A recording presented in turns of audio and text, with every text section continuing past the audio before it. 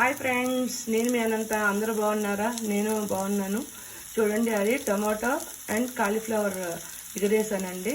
అది ఏంటంటే మనం ఉల్లిపాయ ముక్కలు వేగంగానే టమాటా ముక్కలు కూడా వేసేసి అవి కూడా వేగిన తర్వాత కొంచెం అల్లం చిన్నులపాయ పేస్ట్ వేసి తర్వాత మన కాలీఫ్లవర్ ముక్కలు వేసి అవి వేగిన తర్వాత కొంచెం పసుపు ఉప్పు వేసుకొని బాగా ఏమి వేయకుండా మగ్గనివ్వాలి. వాటర్ ఏం పోయకూడదు.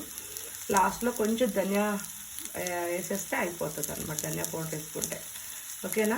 మరి ఇటు చూడండి, ఇదేమో వంకాయ టమాటా పచ్చడి. వంకాయలు టమాటాలు సమానంగా చక్కగా పచ్చిమిర్చి అన్నీ కూడా ఏం చేసేసుకొని కొంచెం జీలకర్ర చిన్నులపాయ కొంచెం చింతపండు పేస్ట్ వేసేసి మనం మిక్సీ వేసుకొని నెక్స్ట్ తాలింపు పెట్టేసుకోవాలి. తగినంత ఉప్పు వేసుకొని మరి వేడివేడి అన్నంలోకి వంకాయ టమాటా పచ్చడి.